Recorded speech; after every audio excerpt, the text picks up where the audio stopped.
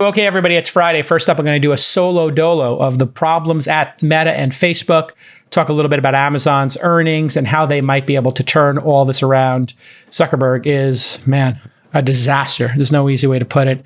Then Molly and I are joined by Lon Harris. We break down the House of the Dragon final numbers, Warner Brothers Disney appointing James Gunn to take over the DC universe, and Warner Brothers Discovery, General Zodslov putting James Gunn in charge of DC and the ramifications of that, plus a bunch of really great recommendations for your weekend watching. And I dipped my toe into one of them, and it was awesome. So really get these recommendations towards the end of the show.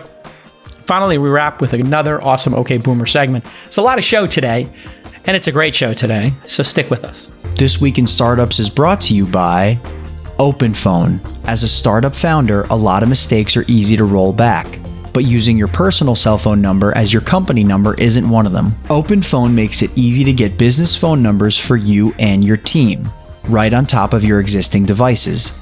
Visit openphone.com/twist to get 20% off your first 6 months. Smash Digital. Scaling organic traffic for your startup can be challenging, but it doesn't have to be. Visit smashdigital.com/twist to get a free SEO video audit for your business. You'll see if SEO is right for you and what it takes to become an industry leader. And Kalshi just launched an election forecasting challenge ahead of the national midterm elections on November 8th. Go to kalshi.com/EFC, fill out predictions for each race, and if you get a perfect score, you'll win $100,000. If no one gets them all right, then the best forecaster gets $25,000. Sign up and play at kalshi.com/EFC.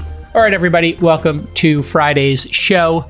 I'm going to go through some of the earnings reports and what's going on at Amazon and Meta and how that relates to startups and innovation. And after that, Lon Harris is with us. We're going to talk a lot about streaming and a lot of great recommendations, I got to be honest, for this weekend's viewing pleasure. First up, we've been talking about Facebook stock getting crushed, also known as the Meta Corporation. They've been down 25% after its earnings report. I covered it a little bit with Vinny and Sunny in a quick reaction, a real-time reaction yesterday on the Crypto Roundtable. But, looking at Meta's Q3, the third quarter of this year, their CapEx, and this includes like payments on finance and leases and all this kind of stuff. It was $9.5 billion, which is the highest ever. Reality Labs had a $3.6 billion operating loss in Q3, and Meta said it anticipates significantly growing losses next year. A headcount up 28% year over year, and that is extraordinary, 87,000 people. The market cap is $264 billion.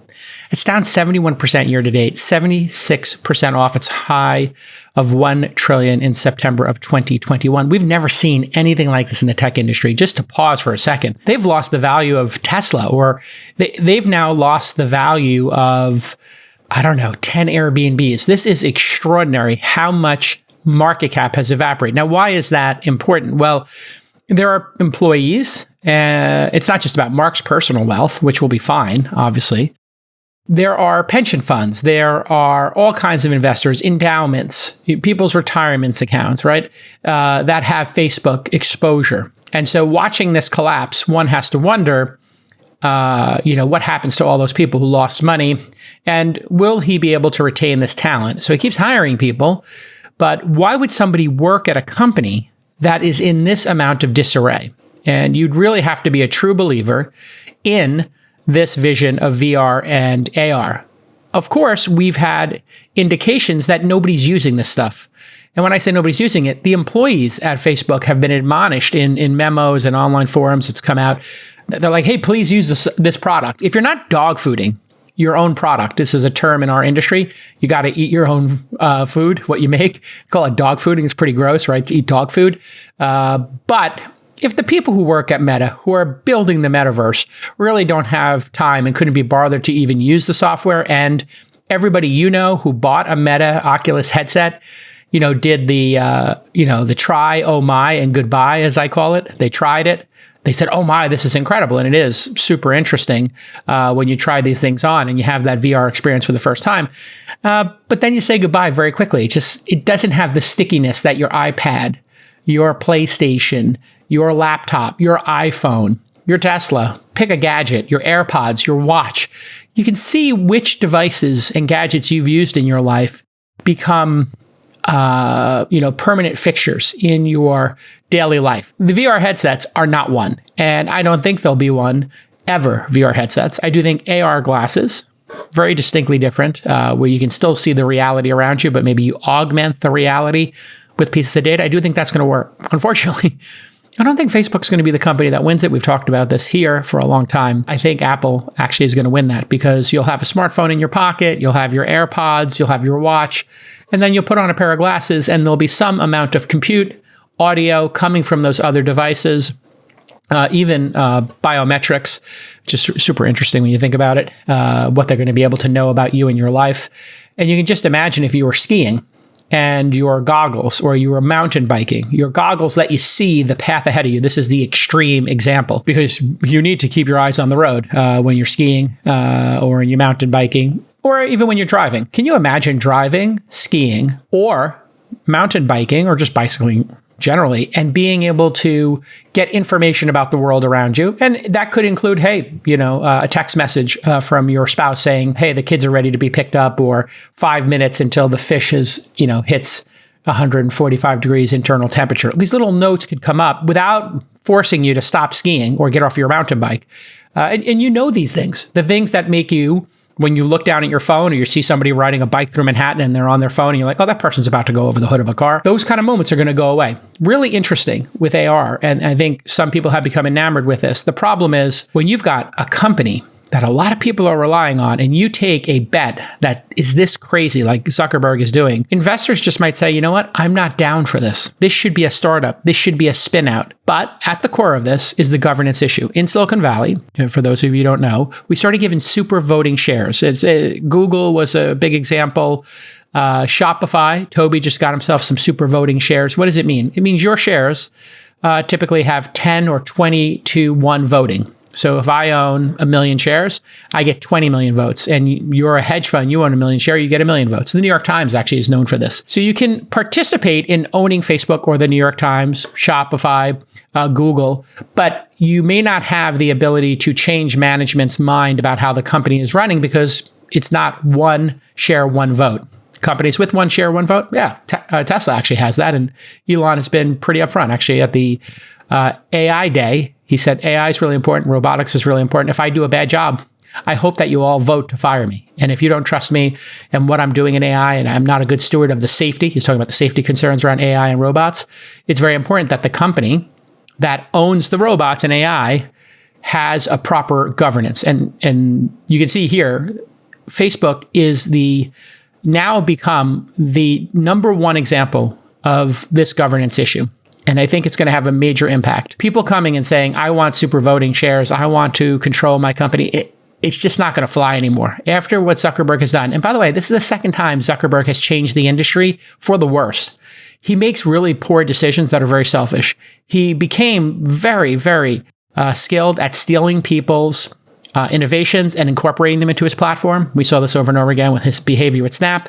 He also was a terrible steward of people's data and sucking up a bunch of people's data. And we saw this with the Cambridge Analytica leaks and other leaks and the election interference and Russians buying ads with rubles. And we see it today when people try to buy fake news ads on Facebook, they can still do it. Zuckerberg is not a good steward for society or for his shareholders. And now the chickens have come home to roost. People are giving up on the stock. And that is going to be perhaps, it seems based on people's betting here. And when people have skin in the game and they bet, you kind of get to reality a little bit quicker. And now that there are other options and the economy has corrected and there's no free cash because the Fed has raised interest rates, I think this is the beginning of the end for Facebook. And I don't know that anybody's been able to get through to Zuck. In fact, friend of the pod, Brad Gerstner, wrote an open letter. You probably saw it, where he said, hey, listen, here's a very easy path. Instead of spending $10 billion a year on this crazy VR, AR future, how about $5 billion? And how about instead of spending $10 billion a year and doing this in 5 years, just do it in 10. Take your time. What's the rush? And then keep working on the main business. I have never seen anybody do this in the history of Silicon Valley. And former Facebook employee in front of this pod, Antonio Garcia Martinez, he's one of the sharp knives in the draw. And Antonio tweets, Meta's business has been kneecapped by Apple. He's referring to the fact that you can't target ads by phone anymore. I used to be able to do that anonymously. So if you were using different apps, fitness apps, I could market to you Calm or some fitness program, a Peloton, etc. Second point Antonio makes, growth has stopped in favor of rivals like TikTok. Okay, yeah, that's true.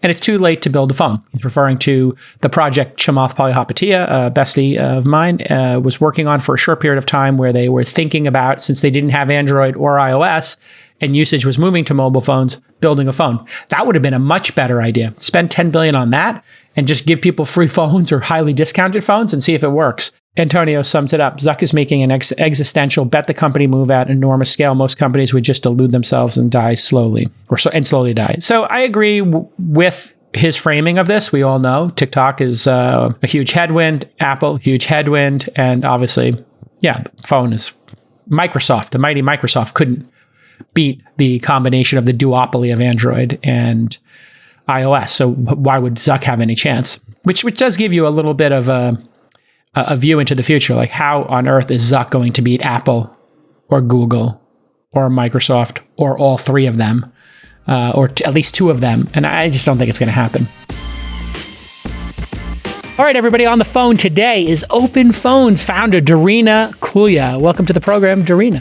Thanks, Jason. Great to be here. What about the situation where you have, a phone number that's a common number? So customer support number, or maybe you wanted people to just be able to call you and generally talk to the sales team. How do you handle that when you have a group number, a shared number? That's actually one of the super unique things about the way we've built OpenPhone is that we allow you to have a shared number for your team. First of all, when you call into that shared number, you can set round robin if that's applicable, or by default, everyone's phone would ring. The first person to pick it up will be able to have a call. Ooh, I like that for customer support. Wow. Exactly.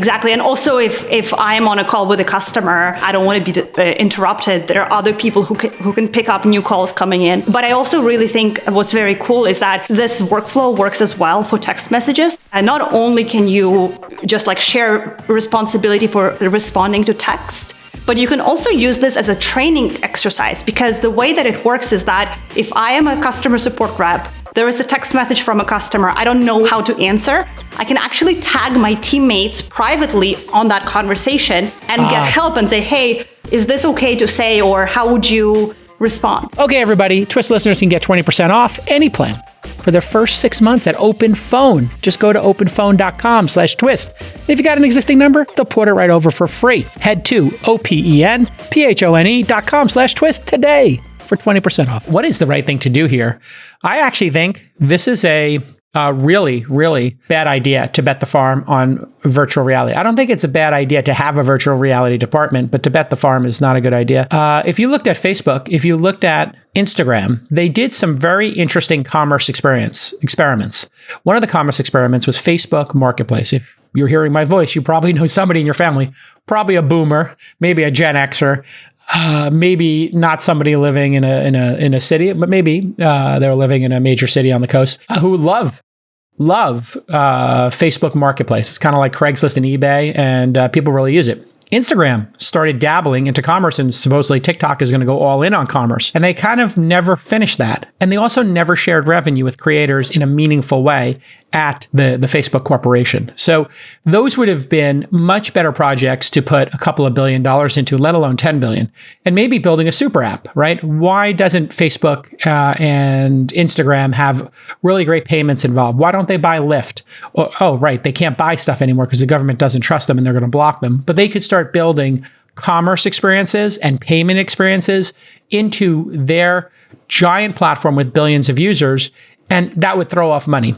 So all you have to do if you're Zuck, if you want this stock to go back up to 200 or 300, is to cut 20% of the employees. Not a big deal, to be honest. The company probably functioned better. Cut the amount of spend by 20, 30, 40, 50% on the VR Meta, and then get Sheryl Sandberg to come back and be CEO of the Facebook collection of assets. That's really what should happen. These should be two different units, just like Susan Wojcicki runs YouTube, and there are other people running Google and other products there. Just split this up. Let Sheryl Sandberg come back That would have been the power move. I said this for years. Let her run that collection of assets. People trust her. She's an incredible operations person. She built the two largest at-scale online advertising networks, Google's and Facebook's. Just give it to her and let her keep making it a better product. Here's a chart. Meta's revenue growth has stalled. Its capex has skyrocketed.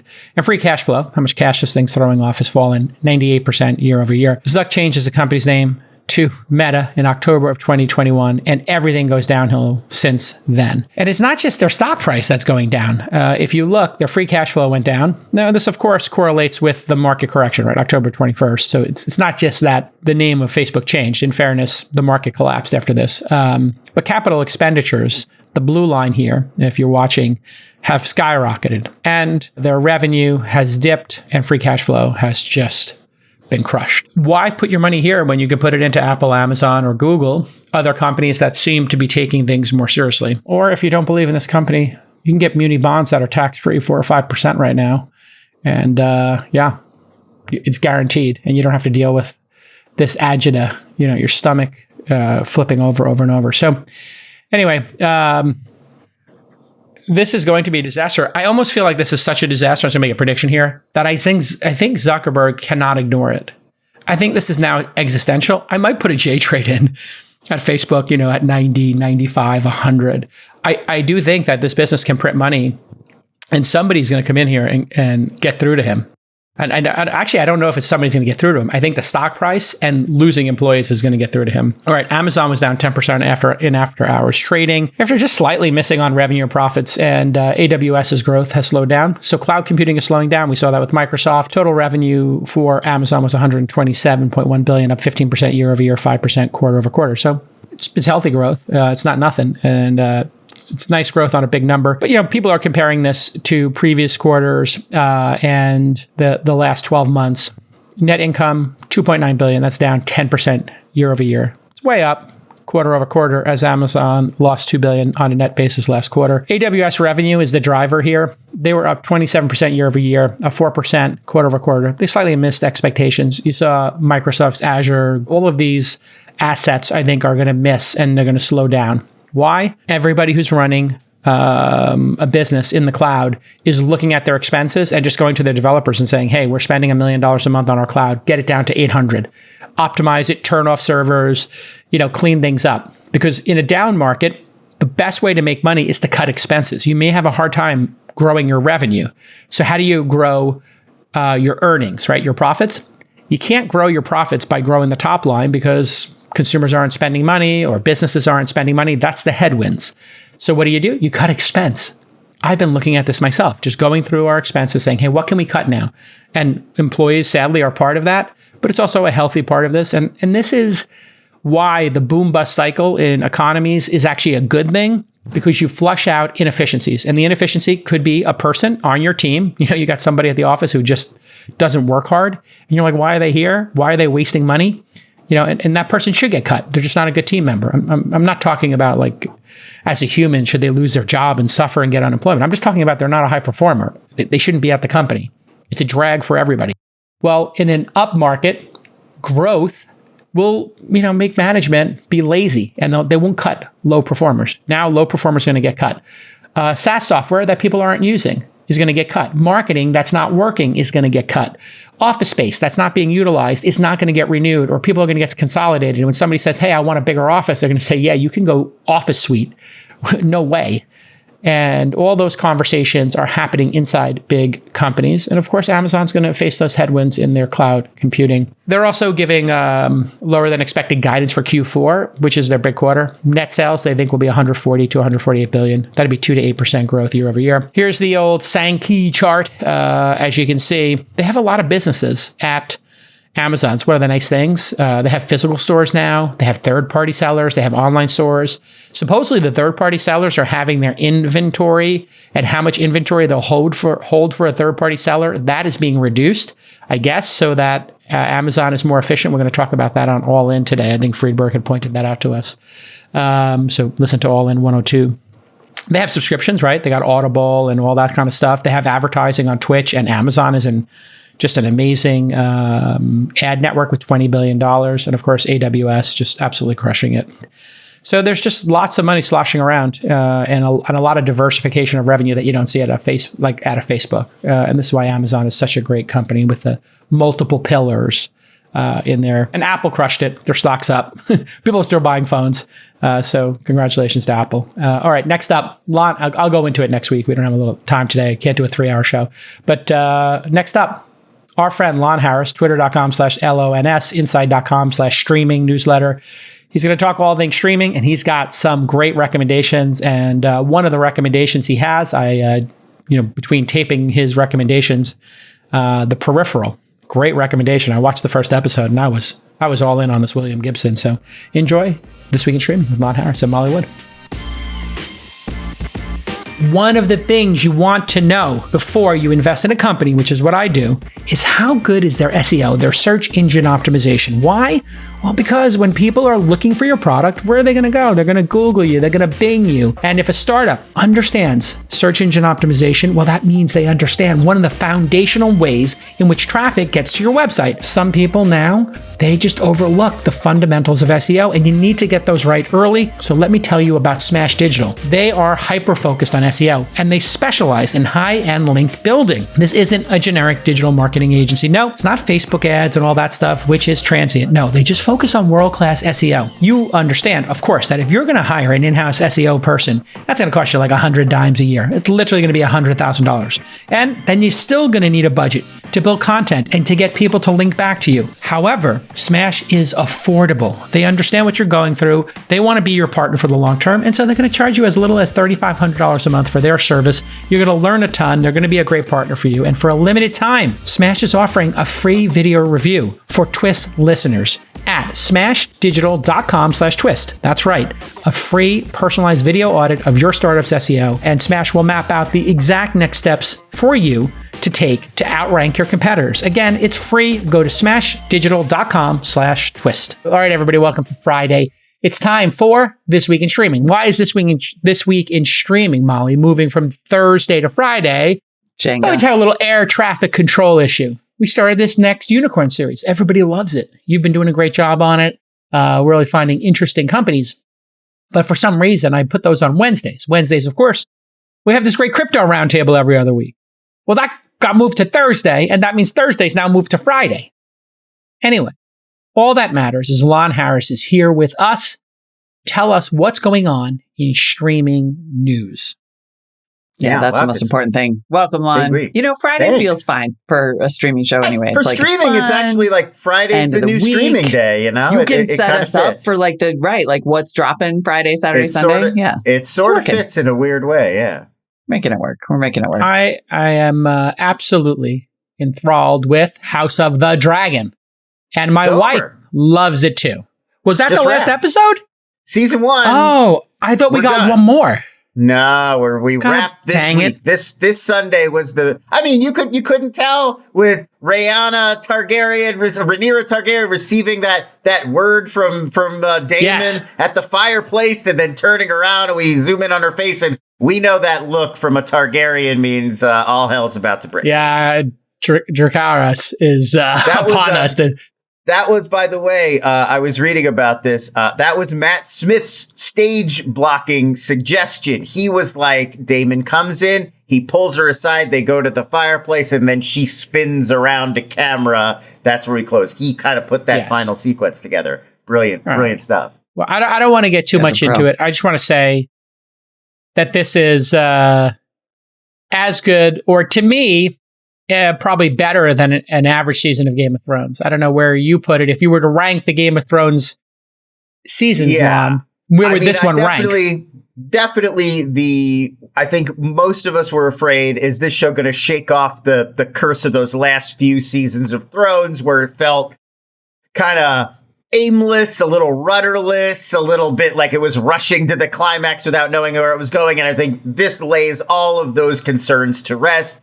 I think this is easily on the level of the first 6 seasons of Thrones. Amazing. If not better. And I'll tell you one thing I really loved about it is, other than the obviously there are dragons in this world, so it's not exactly a realistic historical world. Other than the dragons, if you take that element out, They are really leaning into the politics, the negotiation, the palace intrigue. It's not a lot of God stuff. It's not a lot of prophecy stuff. It's not a lot of magic. It's really not very much about the fantasy. It's much more about the political stuff.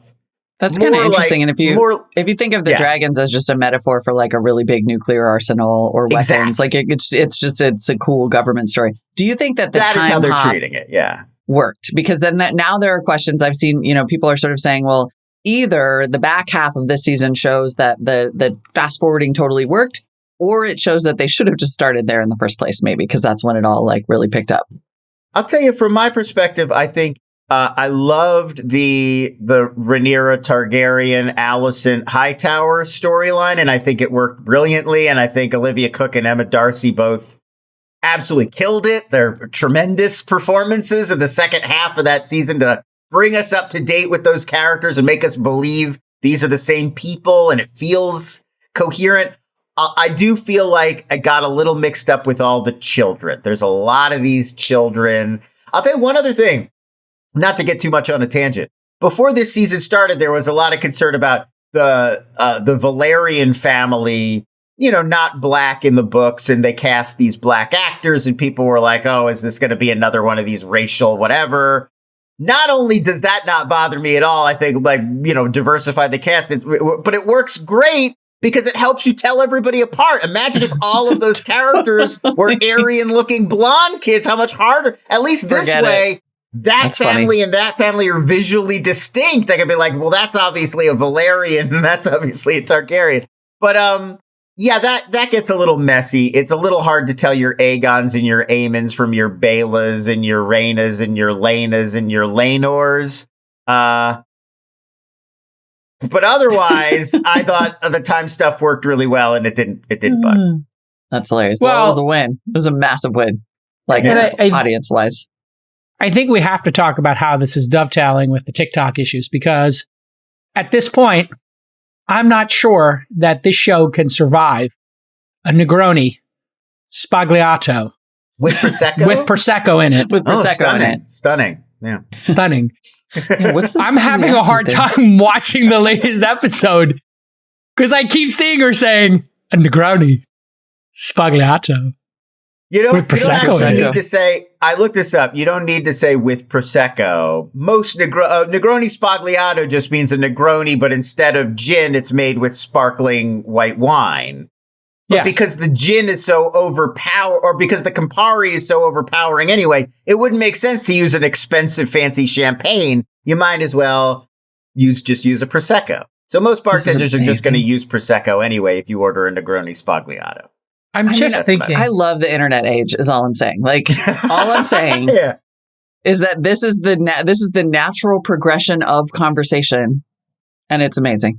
The point here is it's a win. She is iconic, and this is an iconic exchange. Yeah. And I just, people have to think of the ramifications of the media they create.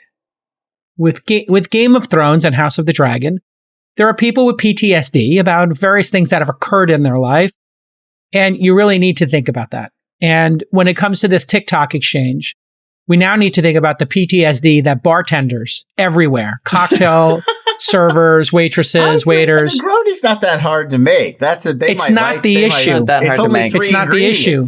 But you worked in service, I'm sure, at some point, Lon.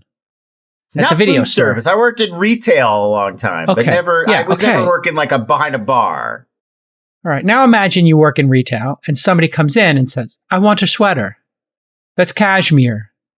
That's a medium." And literally the 50th person a day comes in, and they expect you to say "stunning."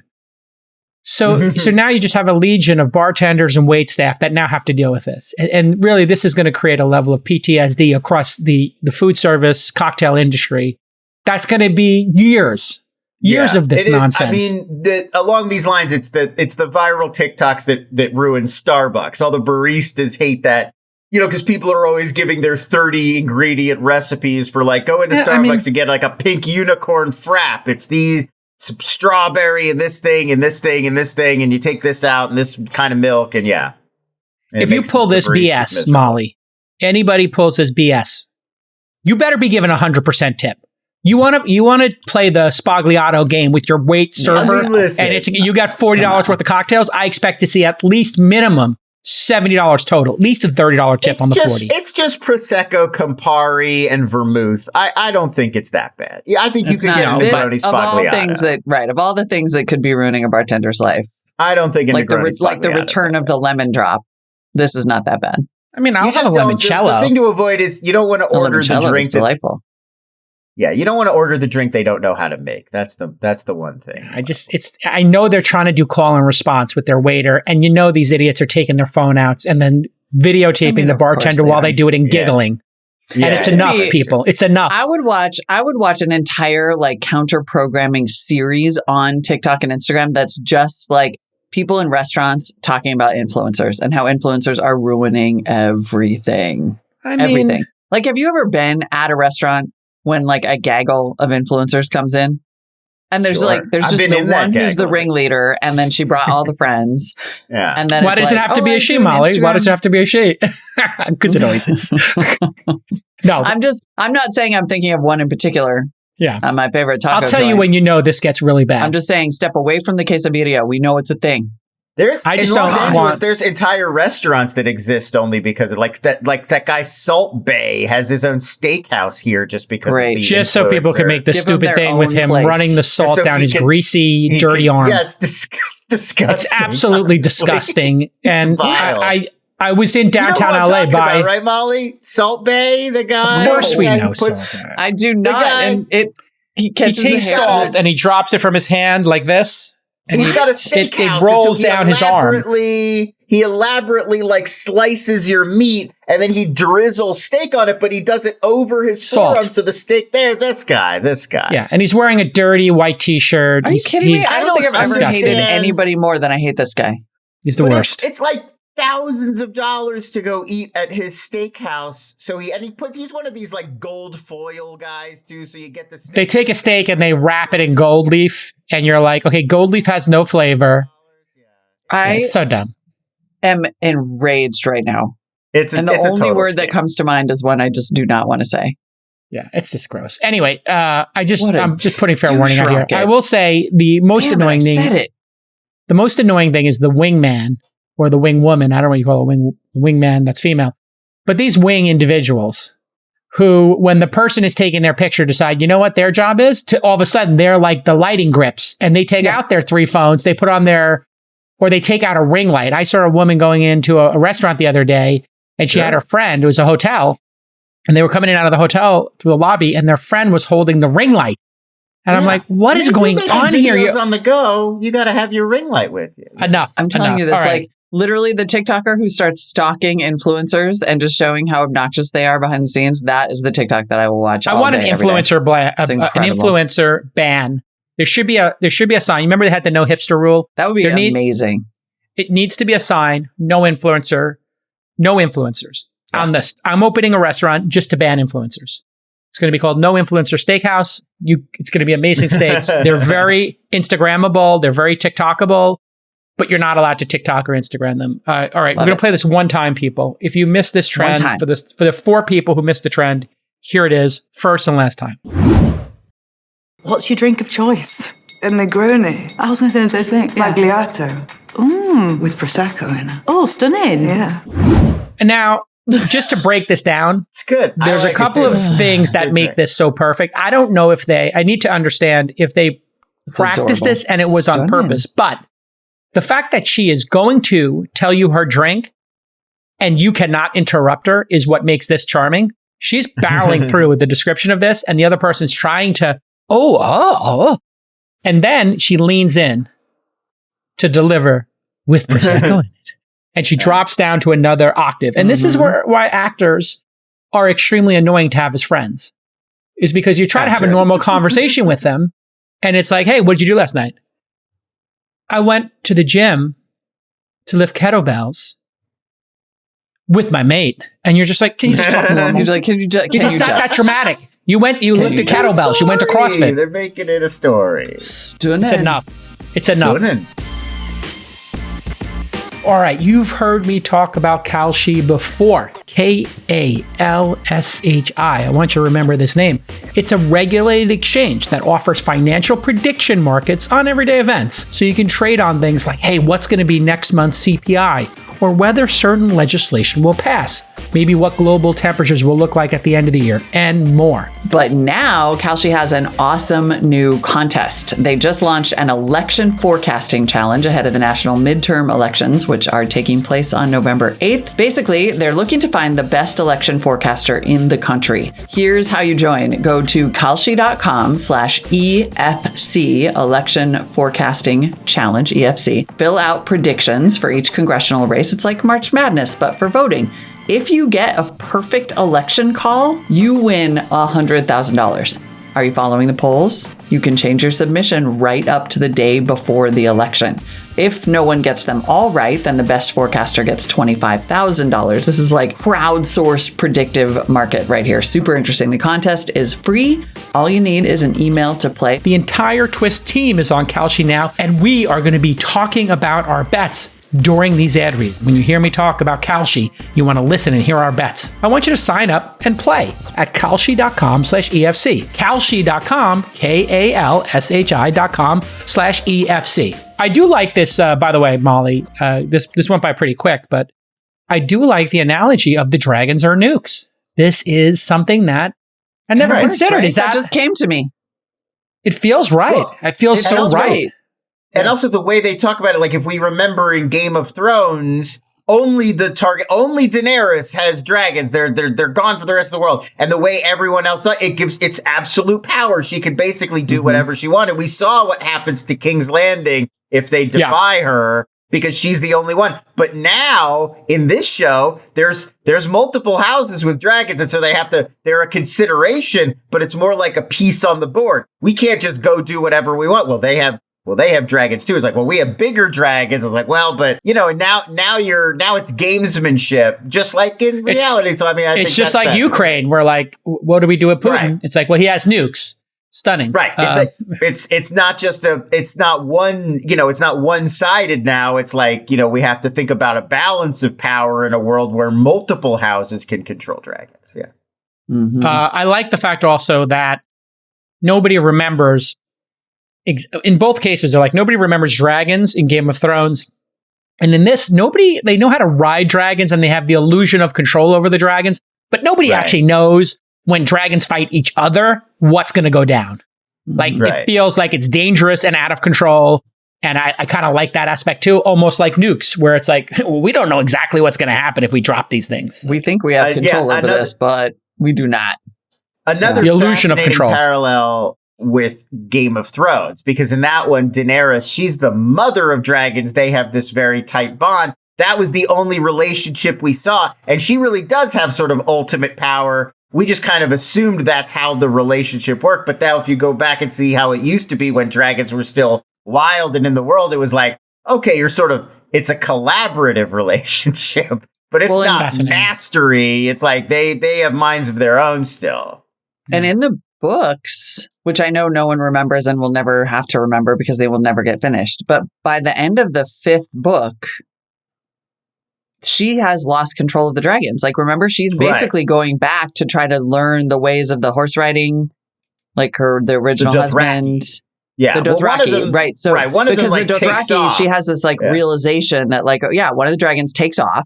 And then she's like, oh, I have to rebuild this relationship. And she's going to go to the Dothraki because they have that symbiotic relationship with the horses. She's like, maybe they can teach me how to rebuild this relationship with the dragon. But she's like not in control. It doesn't matter because the books are never getting done. But that was a thing. Deep pull there, Molly. Well this done. Week he's mostly done with the next one. So I read all the books, guys. I don't. I'm chicken for the show, but I read all. Well, the books. Also stunning. Stunning is the number of viewers this thing got. 29 million average viewers. It was doing in great, the US. Just stunning. Big hit for them. They need it too. I mean, they really need franchises over there. And it was up against, this is kind of mind-blowing, 9 million people watched that season finale, and it was up against Sunday Night Football, which usually always wins, right? I mean, like, it's either... football and the American League Championship between the Yankees and Astros. And it still pulled in 9 million viewers. All right. Who owns HBO? Lon, who owns HBO? It's WBD, Warner Brothers. Correct. It's your boy. Correct. General Zaslav, another win for the general. Yeah. Zaslav has won let's again. talk about the two Big new week, supervillains. big week for David Zaslav. That's big what I'm week, getting 'cause at. Also got his Another notch DC in his film belt. job. Yes. And I took the girls to see Black Adam on Friday. I am not a rock guy. Not my thing. I loved it. Why did I love it? It was playful. It was fun. It had a great pace. I like all the characters around it. I love the Hawkman.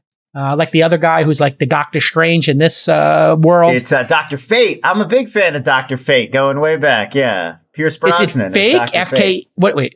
Fate. Like fake as F-A-T-E. Oh, Fate. F-A-T-E. Dr. Fate.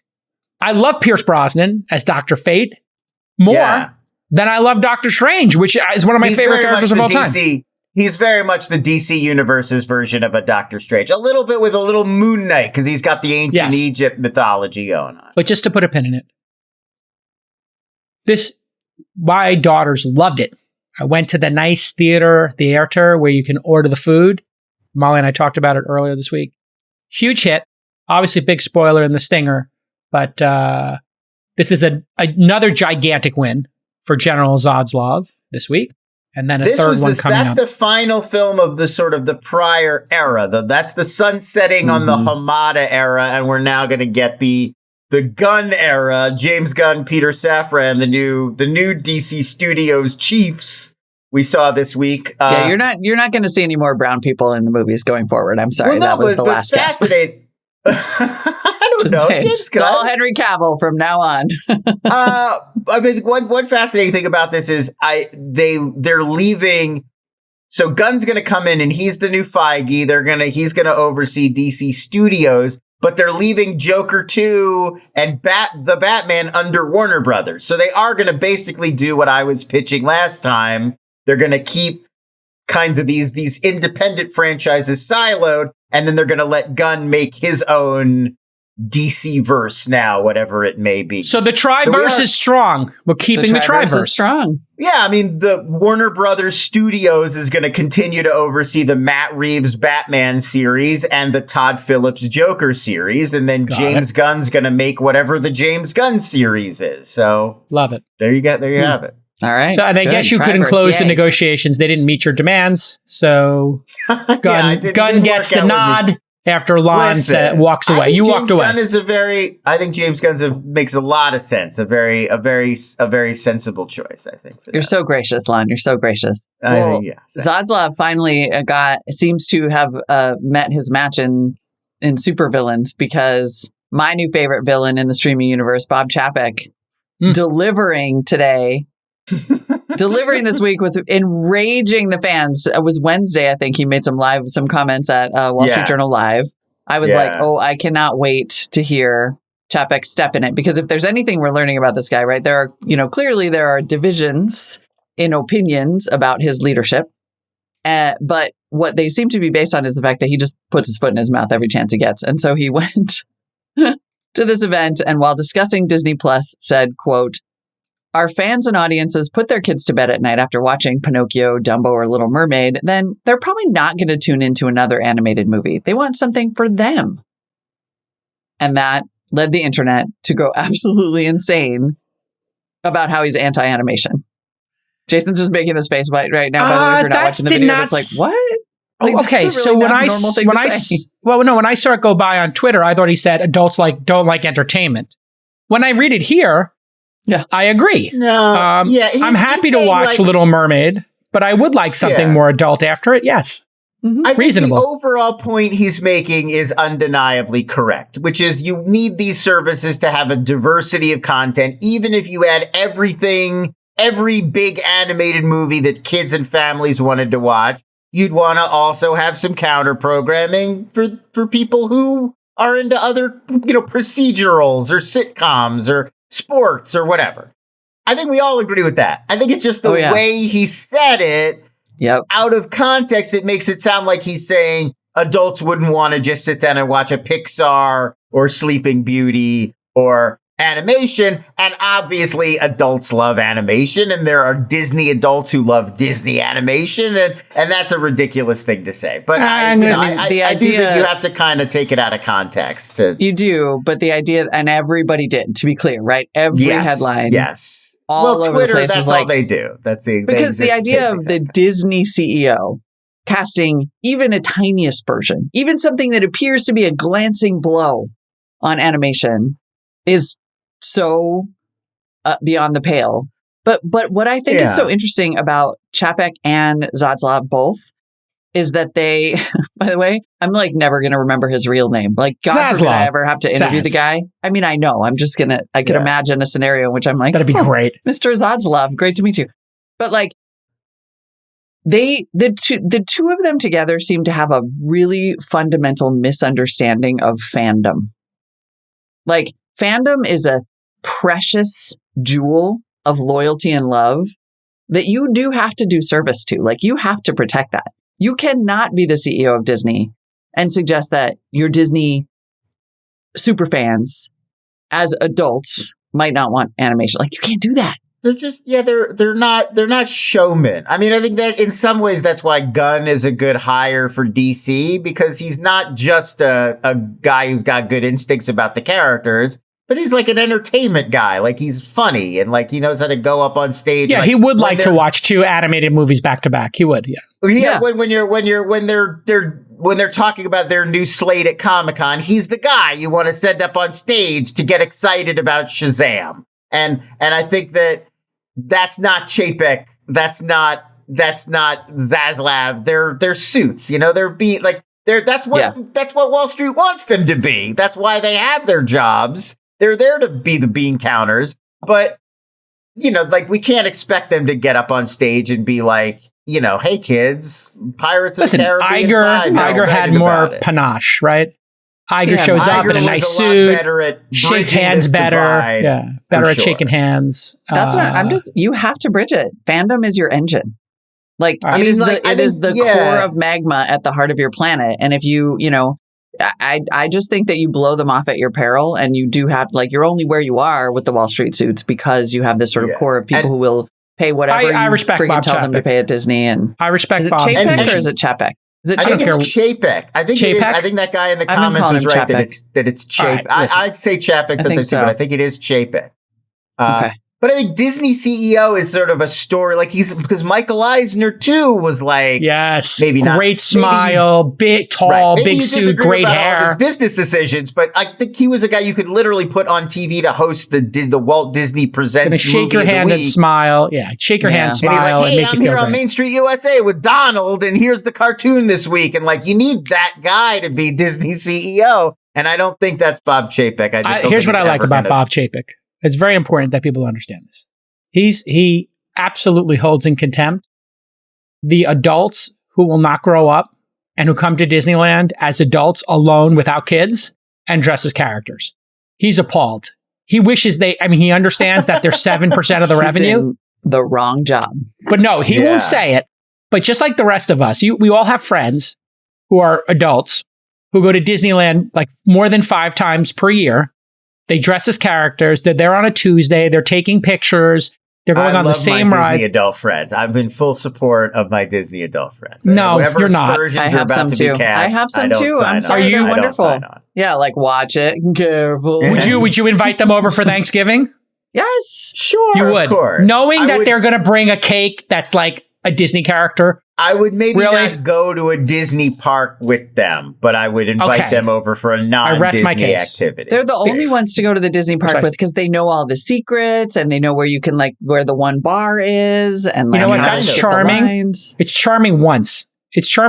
And then you go to Disney with them for day 2 and you know all the stuff. And then they start repeating themselves. And then the long tail of Disney knowledge becomes completely inane and unimportant.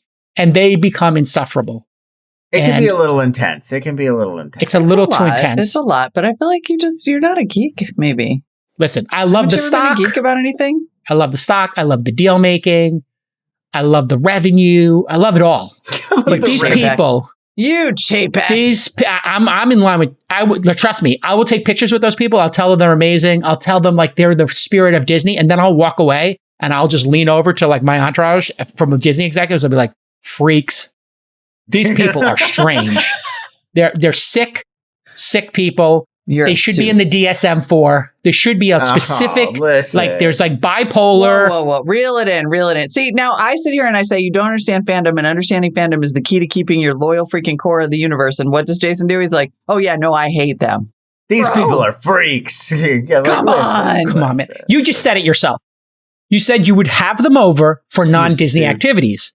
Because it does. I'll tell you exactly what it is. I love rides. If going to Disney was just like, let's go on these 8 rides, yes. I'm in. I think rides are super fun. I, as an adult, very much enjoy a ride. Where it falls apart for me is like the role play stuff. The like, hey, this college student is dressed like Chip and Dale. Like, go take a picture with them, or like, that's supposed to be Jack Sparrow. Like, go talk to him like he's Jack Sparrow. It's that's like, the issue. You nailed it. That's the issue. They're too involved. This is where it gets super weird, Molly. This is where it gets super weird. I mean, look, they want to be involved with the characters. I agree. I think it's weird. Yeah, that's the part. I'm like weirdly with you, but at the same time, that is who keeps, if you are a Disney or you're a Warner or you're making Marvel movies or whatever, that's who keeps your engine turning. Yeah. And so like, if you're selling $5,000 Star Wars hotel rooms, you have to sell it to people who want to like be in Star Wars. Like, and you cannot make them think that you think they're freaks. Like if you do that, you are never going to be able to get them to pay. I mean, Disney just jacked up prices again. Who do you think is paying that? Somebody with 4 kids? No. That's the part that's amazing to me, is that Chapek's strategy is all built around luxury, high-end, very costly experiences for very rich people. It's like, well, who do you think those rich people are? Parents of 5 kids? No. Nope. Single Disney adults without kids. That's who can afford to pay for $10,000 Star Wars hotel experiences. You need to lock. These people need to be locked up. If you go to Disney more than 5 times a year without a child, oh come on, it should be like that. I'm not saying it's a felony. They're not, but it should be a misdemeanor if you come a 6th time. If you want to get rid of those people and lock them up, then you better dump the stock first. I will That's say, all I'm saying. One good thing has come from these people. I also had some of these people in my life. And the only thing productive that ever came out of this was the Monte Cristo sandwich. You and I have had it, Lon. This is a battered and fried turkey, ham, and Swiss sandwich with a little bit of fruit on the side, and they give you some preserves. It's like you fry it like French toast, and then you put like strawberry preserve on top. Unbelievable. That's an amazing sandwich. But how do we get here? Well, that's the Blue Bayou. And what I'm saying is, I don't even know there's a Blue Bayou restaurant. I think you go to Disney. I eat before I come. I bring a power bar with me. It's the Caribbean queue. Yes. It's where the boats take off for Pirates of the Caribbean. And there's all those people sitting, and it looks like you're outside in the bayou in Louisiana or wherever. That's the Blue Bayou. You have to make a reservation. That's a hard place to get into. Yeah, it's a 2,000 calorie sandwich. I would go. I'm not eating chicken fingers. I'm not eating a drumstick, a turkey deep fried drumstick. I would literally go. I would literally go to Blue Bayou. I would go to Disney to go to the Blue Bayou restaurant, right? Yeah. They used to also have a beeline for the drumstick. Yeah. By Big Thunder, they used to have the Big Thunder barbecue. It's long gone now, but they used to have this like barbecue pit by the Big Thunder Railroad on the other side where it was really good too, but it's gone now. You can also get a Dole Whip, by the way. Then you got to go to that crazy old, the Dole Whip one. And then they've got that weird, room. like the tiki room. Exactly. The tiki room experience is just. Nope. I get the, you know what? I get the mint. I like getting the mint julep or the Louisiana lemonade. They have like very nice beverages along with your 2,000 calorie sandwich. I like that 2,000. No, I like the 2,000 calorie sandwich because you're going to walk for 5 hours, right? So you're going to be walking around for 5 hours. You're going to burn it. All right. Anything else in streaming news? Listen, everybody's overreacting. No sane adult wants to watch 2 animated films back to back. Don't say it next time, Bob. The only thing, you're not wrong for thinking it, Bob. You're wrong for saying it. Exactly. He also said he was open to R-rated content, given the elasticity of the consumer base. So back to back, like first he's like, I know you just want to watch some porn. And no, that's a mistake. But he said, quote, we probably ought to listen to our audience, which means we have more degrees of freedom than we probably thought. So you see this drift. This is drift from the core mission, and you've got Disney, and you've got him into getting sports betting with ESPN. Really they're probably going to be a match fixing. Like, he doesn't get the brand. It's the ESPN, Hulu, Disney Plus. Like, are they going to be one service? Is it a bundle of three? Is it three distinct services? They're going, and it's international now. Like, they're doing it differently in different markets and kind of like playing around to see what works. And so I think that's what he's kind of dipping a toe in there and testing the waters. Like, maybe, you know, they've got Disney and the Star Plus service in other parts of the world where they're just one service. You just do tubs like what Hulu does with FX. So I think they're playing around with that idea. Like, what if Hulu was just a subsection of Disney Plus in the US instead of a distinct service? All right, listen. In this case, Bob's wrong. The Disney Plus service should be PG-13 max. You should never put an R-rated film on them. If that's what he's dipping his toe in. Hulu is where that stuff exists. If I want to watch Dope Sick about opioid and fentanyl, I don't want my 6-year-olds having a tab for, you know, like fentanyl and opioid, stuff. Right. That's not supposed to be on Disney Plus. Yeah. Where it gets a little bit tricky now is like comic book stuff. Like, you know, the Netflix Daredevil show or Punisher, pretty violent, but it makes sense to house that with the rest of the comic book stuff that's on Disney Plus. So like there are areas of overlap like that. Deadpool where it does shouldn't get be there. A little bit muddled. Deadpool, you should have to like age verify or something. Right. I do not want my kids, I don't want 6 to 10-year-olds all of a sudden getting Deadpooled. Not cool. That's way too risque. I'm telling you, he's messing with it. I would dump that stock. That is not investment advice. I'm going to buy more. That's not investment either, but I think Warner Brothers, Disney, Warner Brothers, DC, I think is like. Yeah. Warner Brothers and DC are one and the same. And yeah, they're doing great. Discovery, and they're doing great. They're doing great. They're making a lot of moves. The notice say I should go short, but I don't know how to do that. And then we also got don't short anything. Peacock. We also I'm not got sophisticated Comcast. like that. Oh yeah, we got Peacock being like, we're crushing Q3 today. Peacock is basically stalled out around 15 million paid US subs, which is, it's a thing. It's not super great. They're doing better on the ad supported side than they are the paid side. But I think we're all seeing right now, like, they're really having a tough time convincing people, even when they've got popular shows. Just today, they released the trailer for the new Ryan Johnson, Natasha Lyonne show, Poker Face. Looks great. Mystery of the Week, Natasha Lyonne she just did Russian Doll. She plays a woman who she has a supernatural ability to tell when someone is lying. And then it's going to be a Mystery of the Week, where every week she solves a new murder investigation using her skills, and every week is like guest star. So Lil Rel Howery this week, or Adrian Brody's involved in the case this week, or whatever. But nobody's going to watch it because it's on Peacock. That's true. I think I signed up for Peacock for some reason. There was some show on there, and I probably still have it because I forgot to cancel. That semes to be Peacock's jam right now. I really you sign up for the one Resort. And then they just had one called The Resort recently that I thought was really good. But I'll tell people, I'll be like, hey, Girls 5 Eva, they just renewed it for season 3. It's funny. It's the new Tina Fey show. But it's like, but if you don't have the service, what are you going to do? You're not going to go get it. Yeah. It's getting tough out there. For a streamer. I think HBO Max is going to buy it. I think that's what happens next. They buy Peacock. That would be smart. And NBC, then put it into... I think Comcast spins off NBC Universal, and WB Discovery buys it. Oh, interesting. It was Yellowstone. By the way, that's what I signed. I signed up to watch Yellowstone. Right. Yeah. Like more many of us, and then I have forgotten to cancel ever since. Right. Thanks, Jennifer. More consolidation. Consolidation. Well, and Warner Brothers Discovery, they've already kind of floated this idea that, right now they're worried about this debt and spinning things off and selling things off to pay down this debt. But once that's done, the next goal might be grabbing NBC Universal. It does make sense in terms of, all that great Peacock content could live somewhere where people would actually have a chance of seeing it. And it would be one fewer competitor to worry about in the US, like you just grab those 15 million paid subs, take that off the table entirely. Is it better for those of us in the viewing public? Probably not, but it's better for the companies. Anything we should be looking forward to this fall? I love the Black Adam. Anything we should watch this weekend? What's your recommendations? If I was going to watch something this weekend, what's streaming this weekend? Yeah, what should I dip into? Because I can't keep up. So anything from the last 18 months, anything new, things that you've picked up on that you just said, you know what, can't miss with this. Can't miss with this. You know what I like? A few things on Netflix I would draw your attention to right now. The first one just debuted this past Wednesday, I want to say.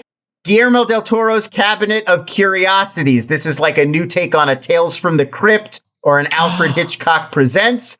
I love that. Anthology horror. Guillermo del Toro personally introduces every episode. He's in like a suit and he's doing a Rod Serling, and all great horror filmmakers. Jennifer Kent, who did The Babadook, David Pryor, who did The Empty Man, Vincenzo Natali, who did Cube, Anna Lily Amirpour, who did Girl Walks Home Alone at Night. All great filmmakers. I watched the first three. They're all fantastic, and they're great actors in it too. I love GDT. Abraham is in one. It's terrific. I love GDT. And also for my nerds, The Peripheral is out. It came out last week, but I haven't watched it yet. Was that where you're going? Because yeah, that was going to be my time. My final one. I'm 3 deep on The Peripheral as well, and it's really good. It's really good so far. It's good. I'm so relieved. Whew, thank goodness. Okay, wait. So we got The Peripheral. I haven't read the book.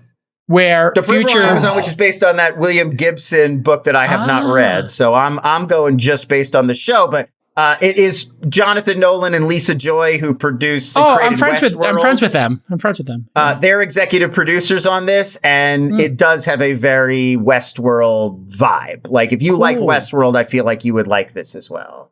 I love that. You should definitely read the book after it's over too, because I'm going to check out the book for sure. The book is by Gibson. William Gibson. Yeah. It's a 2014 William Gibson novel that they're adapting. It's basically in like a near future. And Chloe Grace Moretz is this virtual reality video game tester. Like she's great at video games. So these companies send her these new VR games to like play it and test out and give them feedback. And she tries this one game, and it's like very cutting edge VR to where it doesn't just feel like a game. It feels like you are really in this like alternate world playing through this like very high level conspiracy spy mission. But then I don't want to give anything more away. Okay, good enough. Layers and layers of twists. It's not the world that she's going to is not what you think. And has Zuckerberg bought the rights to this yet to rename Meta into The Peripheral yet? It's a pivot company. He can't afford to anymore. Hey-o. Oh, yeah. It's all a right, so we got a two scary take on a meta, the implications of a metaverse kind of world. And then the last thing I was going to say. The last thing I was going to say, there's another great an Australian crime drama on Netflix that was at, I think, Cannes earlier this year. The Stranger with Joel Edgerton and Sean Harris, who's the bad guy from the Mission Impossible movies. He's Solomon Lane, Ethan Hunt's nemesis from the Mission Impossible movies. A lot. It's based on a true story from Australia, and it's about. I didn't even know this was a real term, but it's a certain kind of sting operation called a Mr. Big sting, where you convince a criminal that he's being recruited to join like a cartel. And then the cartel is like, we want you to join our cartel. We don't care about what crimes you've done, but before we let you join, you have to tell us about your background as a criminal. So we make sure you don't get the whole organization in trouble. And that's how you trick the guy into confessing. Love it. So it's this real story about this time they pulled this very elaborate Mr. Big sting on this suspected murderer. Really fascinating stuff. All right. So just to be clear, we got The Peripheral, which is on Amazon Prime. That's on Amazon. That's Amazon Prime Video. Then my guy, GDT, because I've interacted with him on the Twitter, the social media site. He used to shop at the video store where I worked. Well, he follows me, and I've had exchanges with him because I love his film so much. So shout out to GDT. I'm gonna watch that. I'm gonna watch The Peripheral per your suggestion. Yeah. And then finally, we got The Stranger, which this sounds great to me. This sounds to me a little bit like Sicario. Am I in the right zone? Yeah. Or no? Well, I mean, less action, more of a thriller, like a crime thriller, but very much like a procedural, like step by step. Here's exactly how the cops sort of like found this guy and like how they seduced him into believing their story. But it's very well done. Really smart. You know, it reminds me of maybe Shot Caller. I don't know if you ever saw that, but that was a fantastic, very hard to watch film, but I loved Shot Caller. That kind of where it's like the criminal story, but it's also very deep about the characters and the emotions and the personalities. And like, yes, it's very much like that, like slow burn. And I just want to give one other suggestion. I watched House of Gucci. Have either of you seen House of Gucci? Sure. Oh, yeah. No. Hello, go watch the House of the Gucci movie. I enjoyed it very much. House of the Gucci. This film is so great. You got a Lady Gaga. You don't She understand plays. the Gucci movie.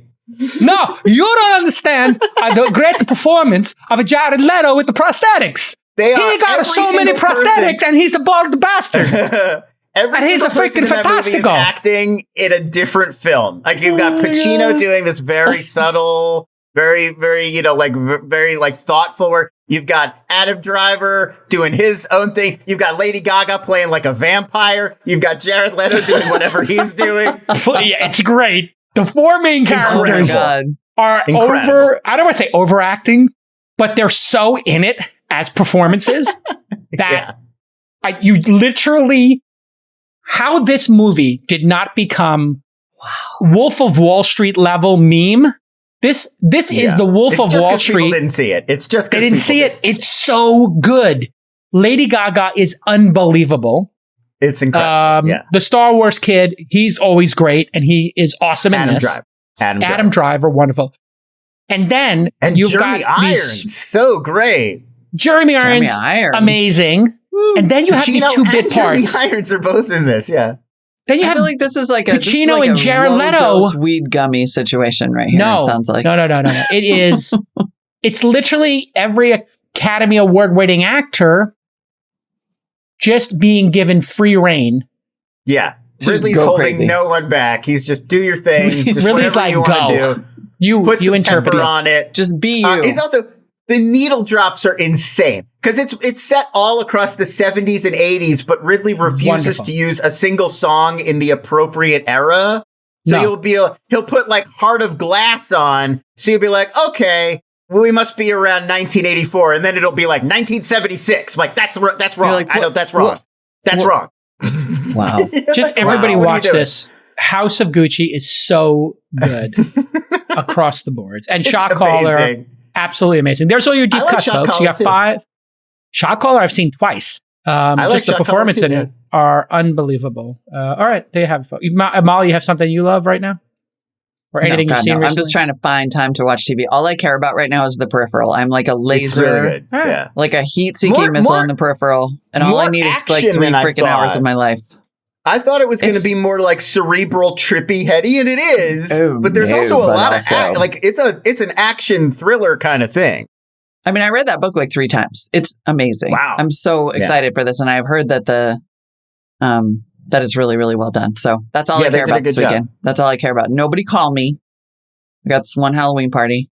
Are they Other than going to do a Dev season 3, or is it not over? Devs is done, I believe. I think Garland is totally done with that, and he's moved on to other stuff. All right, there you go. All right, Thanks, everybody. Lon. That's it for Lon. Everybody follow twitter.com/LONS. And always feel free on the Twitter to play Stump the Lon. You tell him 2 or 3 movies, restaurants, dishes, colors, seasons, countries to visit, obscure political figures or philosophers, and then he'll tell you a movie or a streaming show you'll like. Yeah. Try it. I'll try my racing best. tires. Make the prompt racing tires recommendations, and you'll get some good movies out of it. I guarantee. Yeah. Bye-bye, Lon. All right. Great Bye, job. Lon. See you guys. All right, Lon is gone. Till next week. What's next, Molly? Next up, it's OK Boomer. Fantastic. Okay, it wouldn't be Friday without OK Boomer. And Rachel reporting is here to tell us what she's uncovered in her intrepid adventures around the world. Oh man, I came on too early. Now I'm going full 50s next newscast time over we'll here. plan out the intro. So this week, I'm really excited for you guys to listen because this is actually somebody that we've mentioned on the podcast before on one of my favorite episodes that we've ever done when we talked about the Minions movie, The Rise of Gru. We talked about Tommy Clark's Thread, and Tommy Clark is joining me today on OK Boomer. What's his deal? What does he He's a head of social already, it looks like, at Yes. Triple Whale. He is head of social at Triple Whale, which is a e-commerce operating system. I'm pretty big on Twitter, but he just has some of the best threads out there, and they've really caught my eye. And one of the most recent ones that caught my eye was when we were talking about ghostwriters back on episode 1586. He had an awesome thread all about him not debunking, but maybe calling out some flaws or errors that he saw in the ghostwriting piece that came out from Business Insider. I'm talking about how some VCs were hiring people to ghost tweet for them, and it was a great thread. So I was like, he was the one who had the kind of like the back of the envelope math. Yep, exactly. Exactly. So I was like, Tommy, you got to come on. I also love his newsletter. It's really, really good. So you can definitely check that out in the link in his bio. But excited for everybody to listen to Tommy. I feel like Twitter threads are a new... They're a hit or miss. They're an art form. They are. Now, right? And if you hit it, do you hate them? You hate them? Right. Yeah. But, I'm curious to hear you ask him, like, so why are you ruining our lives with these? Because Twitter hasn't figured out how to deal with them yet. Threads like, suck, just show it to me. right? I don't have to. I have to click it, and then no. Yeah.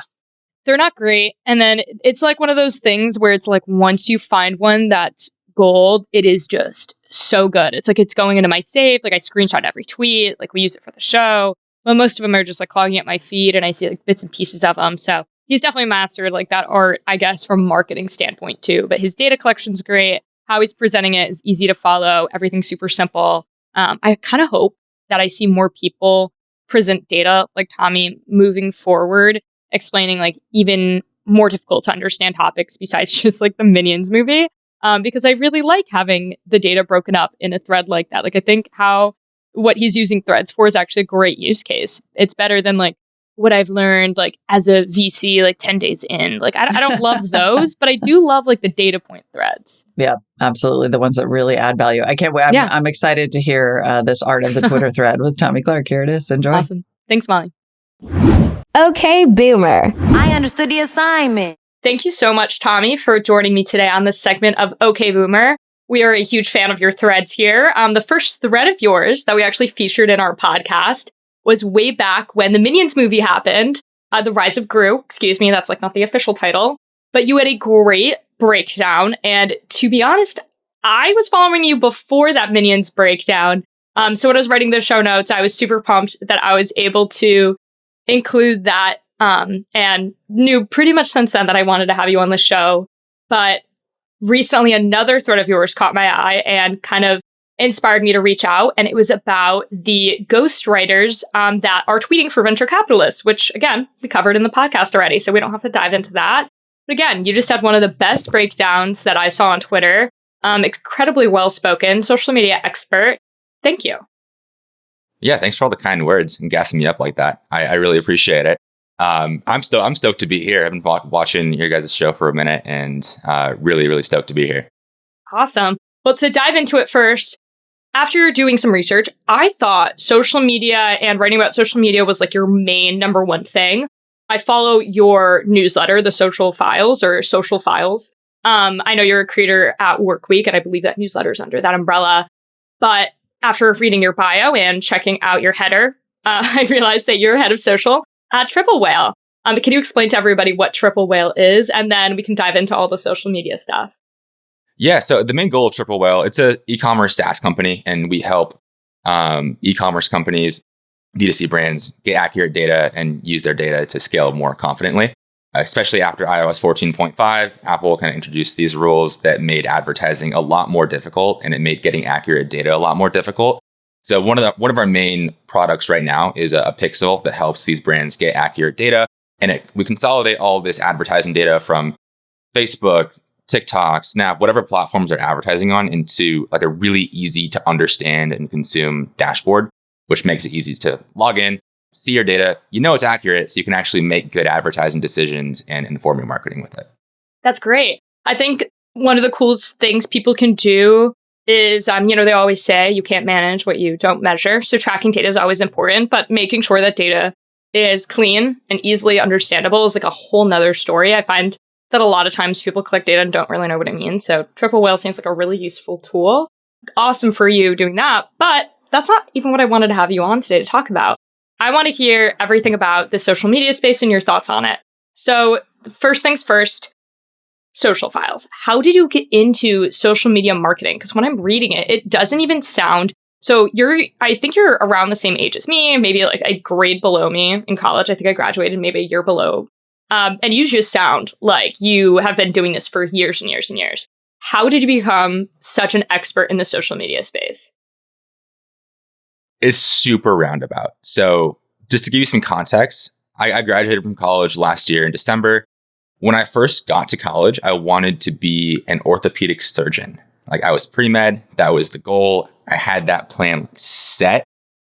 Obviously, that didn't happen. Now I get paid to make memes for a living, and I'm much happier that way. But when I was doing that, I was also playing basketball for my first year and a half in college. And during that, got super into health and fitness and decided to switch my major, switched to nutrition science, transferred schools to Cal Poly. And when I did that, I also started up this like fitness coaching side hustle, and I had to get clients. So I started an Instagram account and this whole like fitness Instagram account. And that was my first, that was like my gateway into content creation. And I did that for about 2-ish years until kind of during the pandemic, mid 2020 is when I pivoted fully into marketing, because I realized that I actually enjoyed the process of creating content, figuring out how to get clients more than I actually enjoyed the whole like fitness side of it. So over that 2-year period, just created a lot of really bad content until it started to not be so bad anymore and got better at it. And then it got to a point, like I said, where I enjoyed the content creation and marketing side of it more than I enjoyed the actual fitness coaching side of it. So then pivoted into marketing, got a part-time job for a company in that industry while I was still in school, did that for another year. One of my friends that I met in that health and fitness space, her name's Kendall, she referred me to a freelance position more in this e-com D2C like media world. And I took that position during my last few months in school. When I graduated, was looking for a full-time job. They weren't ready to bring me on full-time at the moment, just based on resources. My current CMO slid in my DMs. All this time I've been creating content on Twitter. So I've been tweeting about marketing, sharing my thoughts, documenting what I believe to be true about social. My current CMO, Raba, saw my work with D2C newsletter, saw my tweets, slid in my DMs. We hopped on like a 15-minute Zoom call, and that was my interview process. So very thankful I didn't have to go through like applying to 100 different jobs like most college graduates do. So that was a really interesting experience. And that's how I landed in the triple whale role. And then I've been creating content around marketing and sharing my thoughts on it for about 2.5 years. And then the newsletter Social Files became like officially Social Files and under Work Week late June of this year. But I've been more or less writing a newsletter, albeit to not very many subs up until recently, for about 1.5 to 2 years. Got you. So I didn't subscribe to your newsletter until you were under Work Week. So that is really cool. And did you start off that newsletter over on Substack? Was it like weekly? Yeah. So first it was Substack, and then I switched over to Beehive. And then now it's not on Beehive anymore, but not because of the platform. It's just because of like under Work Week, we use a certain ESP and it is what it is. But big fan of what the guys at Beehive are building. Got you. So I was just about to say, which one do you prefer? I have actually reached out to the Beehive team. If you know any of them that want to come on, I would love to talk, because I'm fascinated by, I don't know if this is necessarily the resurgence of newsletters. I don't want to say that. Maybe this is just because when I was in university, the only newsletter I actually read was Morning Brew. So it's cool seeing Beehive come from the Morning Brew team, but it seems like everybody and their freaking dog is writing a newsletter. And I love it. I'm a huge newsletter junkie. I know that's very... that might be a hot take. I know a lot of people are like, you don't need more podcasts in the world. We don't need more newsletters. I have this one platform. I believe it's called let me check on Twitter really quickly, because I actually just tweeted at them. I used to use this one platform called Feedly, right? Okay. All the newsletters that I subscribe to, I could categorize in this different platform. So it's nice, like not clogging up my inbox, being able to organize them by sector. I loved. But you have to pay for it monthly. And I was like, you know what? Like, I don't know about that one. So I'm experimenting on different platforms. And the platform I'm using now is called Newsletters, but it's spelled kind of weird. And basically it takes all my newsletters, creates another like email address, and I just go to this website. It's basically like a different RSS feed, so it doesn't, just jam up my normal inbox, which is already a little bit nuts to organize, I'm sure, for you the same way. So here it is, newsletters app. Okay, it just has 2 S's, and app, newsletters app, and that is its Twitter name. I highly recommend anybody that's looking to like clean out their inbox to check that out. Something that I've noticed is, since like organizing and going through like all my newsletters, is I don't think a lot of people are subscribed to some of the newsletters I'm subscribed to, because a ton of them are honestly written by my friends. And I think my friends are industry experts. But how can these people scale their newsletters? And one of them I want to shout out. It's called Restaurant Adjacent by my friend Paul. Wonderful newsletter. He spends he is going to grad school in Columbia. Such a good writer. Has literally worked in the restaurant industry, like as literally just like a horrible position, like in the, back in like the kitchen, where he has like horror stories. So hearing his like perspective on the restaurant industry and like the stuff adjacent is so cool. But the newsletter isn't growing. What advice do you have? Sorry for that ramble. I think no, you're good. I think that's where social comes into play. Okay. For me, I like using Twitter and LinkedIn. I gravitate a lot towards writing. So, obviously social can include a lot of different things like TikTok, and now there's a lot of short form video. I'm honestly not a big fan of creating content in that medium. I just don't enjoy it. So I focus more on writing. That's part of the reason why I have a newsletter. But for that type of content, I like Twitter and LinkedIn. I think LinkedIn right now, in terms of organic reach, is just absurd. Like, it's very, very... Okay. I post on LinkedIn pretty consistently, and I like to think my content's good, but it's not like... Some of it's not that crazy, and just consistently growth just keeps happening week over week, and posts keep popping off. So I think if you're starting from scratch, LinkedIn is very promising. Like literally like posts Twitter on LinkedIn, or like going through the LinkedIn newsletter feature? Oh, posts. Yeah, I don't use the newsletter feature.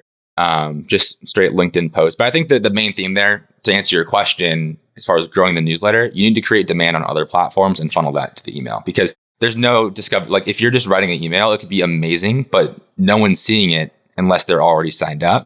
Totally. And to grow, you're pretty much relying on your current readers to share it, which some of them might. And if your newsletter is really good, referrals will happen. But I think if the goal is to really scale, you want to be on these other platforms that have the discoverability, become known on these platforms, get your content out there, your ideas out there, and provide enough value there that then someone will want to go read your thoughts in a longer format in your newsletter. So I found your newsletter from Twitter, so this totally makes sense. I believe I actually did find it from one of your threads. I think it was like at the bottom at one of your threads. Yeah. As somebody that hates threads, I'm a thread hater. I'm so sorry. Me too. Freaking hate them, but I like yours. What makes a good thread? Can you please explain why I like them? I feel I hate the ones written by, I'm so sorry to target an audience, investors or other like people in venture capital explaining things. You mean written by ghostwriters writing for written by venture ghostwriters. I don't know why, because I've definitely done those before as well, like on my own platform, like done the threads, and I look at them and I'm like, yo, these are ugly. They're unorganized. Nobody, like, physically, they don't get a ton of engagement. How are you getting these like high engagement threads? I love them. Yeah, one, I appreciate that. That's kind of the vibe I'm going for my threads, because I don't want to say I don't like threads. I love threads when they're good, but I just can't stand, like you said, the generic, like, here are 21 websites that feel illegal to know, and 10 different accounts use that same exact hook, and it just becomes super played out. I think the biggest thing is, like, just make the threads valuable. Make it about like a really compelling topic that you're actually an expert in, instead of just copy pasting stuff from Wikipedia or doing things because you see it work for other people. Any thread that I write, I try to make it about a topic that's relevant and that someone reading this will actually get something valuable out of it, versus, oh, I know this is a format that does well, so let me game the algorithm and just try to grow an audience at all costs. Because if you do that, it might work. And you see it work for a lot of accounts where it's like they get these crazy engagement threads, but the engagement isn't from people that are going to buy from them or want to hear their thoughts or actually be invested in them long term. So, I mean, for me, it's just write about stuff that I have experience in, that I consider myself, I don't want to say an expert, but I know my stuff when it comes to social. So I feel confident writing about that. And just trying to add value, as cheesy and cliche as that is, it's true. Got you. And something that's interesting about your background that I've noticed, and before we even hopped on this recording, I put 2 and 2 together. You said that you went to school in California, or from California, but you currently live in Texas. And friend of the pod, Danny Miranda, I know is also moving to Austin. It seems like a pretty big place for people our age to being like flocking to. It's super fun city. I love Austin. Yeah. And something I've noticed also that's similar between you and Danny is that start with fitness and Instagram. I feel like Instagram is super easy to plateau on. You saw a brand and they were plateauing over on that platform. What advice would you have? Yeah, Instagram's tough right now. I think if I was starting from scratch, I probably wouldn't build an Instagram account from scratch just because it takes so much work relative to other platforms. If I already had an Instagram presence and I ran into a plateau, but I wanted to keep growing, I would lean into short form video content, most likely. At least start including it if you aren't already. I don't think you have to pivot all the way to Reels, but Instagram is literally paying people to post Reels and inflating metrics and really, really incentivizing it because they want to catch up to TikTok. They want to make sure that TikTok doesn't win that race. I don't know how that's going to go for them, especially since Zuck apparently spent absurd amounts of money on the metaverse this past year. Yeah. So that'll be interesting. But I think if I was on Instagram, wanted to break a plateau, I would lean more into short form video content and really make sure that was a core part of my content strategy. I don't think you need to ditch all other types of content because that goes back to what we're talking about with the threads. Yeah. Just because something might work for the algorithm and you might be able to get more engagement or whatever in the short term doesn't mean it's the best play for your brand in the long term. But you do want to play into what's working to an extent. Like with my threads, like I write threads because I know they'll do well. Yeah. And you do certain things in those threads because you know it'll help with the algorithm. So there's this balance of flowing with what's working, but also staying true to your brand. But to answer your question succinctly, I would lean more into short form video content if I was trying to break a plateau on Instagram. How do you know what's going to do well in the algorithm over on Twitter? I started tweeting at the start of this year. I wasn't a super big active person on Twitter. I actually didn't put my job title or anything to do with our podcast, which is like a verified account, in my bio until a few months ago. And I noticed before that, like, I know that wasn't the only thing that attributed to my growth in followers, which I don't have that many, but I noticed the more I tweeted, the more followers I got. And I'm not sure if it's like a volume thing necessarily over there. Besides tweeting a lot, what other advice do you have if somebody like me or somebody that doesn't necessarily have an account that's tied to a brand? Like, I'm not the This Week in Startups account. How could like a founder, for example, grow their account? Yeah, I think a really underrated aspect of Twitter growth is relationship building and like actually becoming friends with dope people. And because I think what happened with me was I was posting a lot of content. I've been posting content for 4 years, in marketing probably for 2.5 years. And what happened is early on, you post a lot of really good stuff and no one really engages with it. Maybe you get a few likes here and there. Yeah. Kind of just a grind. But then one person sees your stuff that also has like a bigger audience and they see it and they're like, oh, this kid writes some dope stuff. I actually want to support him and engage and share and kind of lift him up too, or lift her up too. And that kind of takes you to like a new level where it's like you have this relationship where they're sharing this person is sharing your content and you start building relationships with bigger and bigger people and more notable people, assuming you're providing value and you know what you're talking about. You'll start to build all these really cool relationships and you just want to support each other. So if someone sees a thread that I put out, they'll support it or retweet it just because like we're actually friends and like we have a relationship and we've added value to each other's lives. I think that's a really underrated part. And that's not about gaming the algorithm. That's just about being a good person and like adding value to people in the industry and building those relationships over the long term.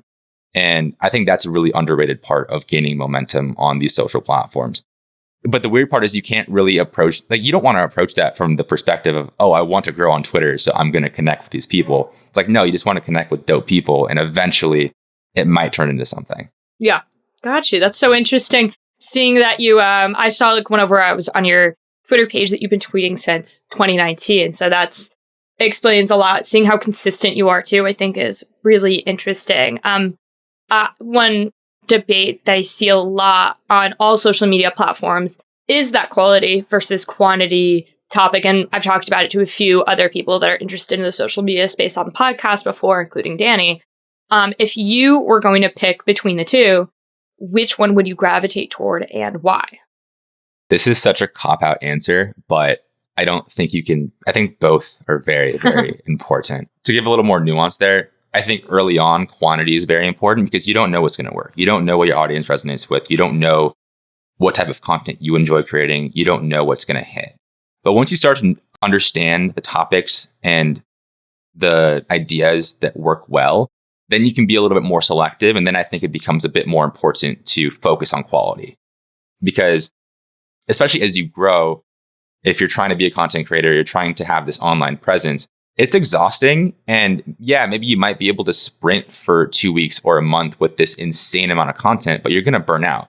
Yeah. So I think the golden rule and kind of what I would keep in mind is post as much quantity as you can while maintaining a certain level of quality and not burning out. Because if you start posting too much, again, you might be able to sprint for a short period of time, but you're going to burn out, you're going to fall off. And if you fall off and stop posting, well, now you're kind of screwed. Yeah. But if you don't post enough, if you're like being a perfectionist or you're too scared to post because you're afraid that someone's going to be a hater or it's not going to hit or you're not going to get any likes, well, then you're not going to have any luck either. So it's this constant balance. I think early on, quantity matters a bit more because you just need to get yourself out there.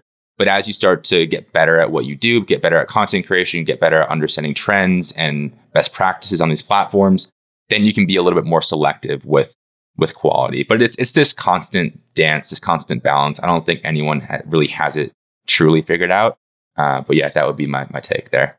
Yeah, I think the two people that I've had on the podcast that are like on polar opposites of the side, at least from like the outside in, is Danny. As we said again, I think Danny's totally a quantity guy. Not that all of his stuff is absolutely great quality, but the other compared to the other person I'm talking about, Nate O'Brien, who produces YouTube videos maybe once a month, and they are just like these insane high quality YouTube videos. So that's always something that I think about because those are two creators that I look up to quite a lot. And in between there are two other creators that we've had on the podcast. If anybody's interested in listening to other OK Boomer segments, on the middle spectrum would probably be Jules Chapek. Amazing stuff, super high quality, pretty consistent.